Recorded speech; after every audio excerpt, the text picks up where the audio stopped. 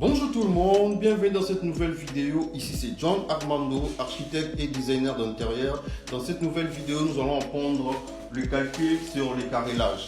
Alors déjà, pour entrer dans le notre vif du sujet, vous devez comprendre pour calculer le nombre de carreaux, il y a des méthodes à suivre. Aujourd'hui, on va apprendre notre première méthode et puis la deuxième méthode, on verra bien.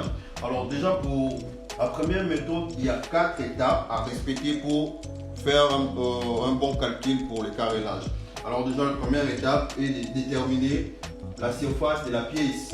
Pour débuter de calculer le nombre de carreaux, tu dois d'abord déterminer la surface où tu veux mettre le carrelage, où tu veux utiliser. Alors, moi je vais prendre une surface dont la longueur est de 3,50 m et la largeur est de 3,50 m.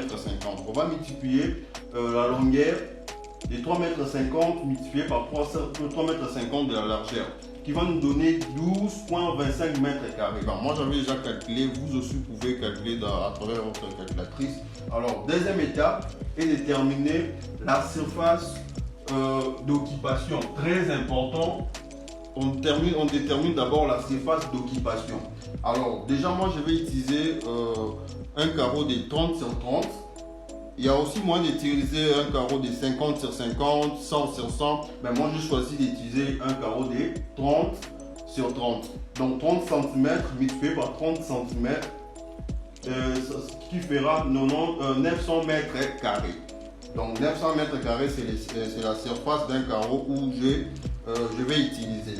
Alors, on va passer plus rapidement aux troisième étape. Troisième étape, on va prendre 900 m² divisé par 10 000 qui va nous donner 0,9. C'est très important. Alors on va passer au quatrième étape qui est la dernière aussi. Donc on va prendre 12,25 m² qui est la surface à utiliser divisé par 0,09. Donc c'est égal à 136,1.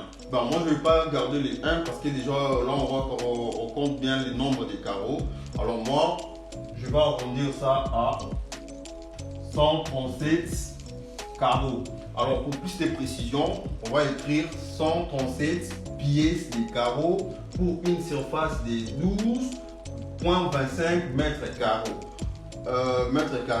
Donc voilà, c'était très important de signaler comment calculer le nombre de carreaux dans une pièce bien déterminée.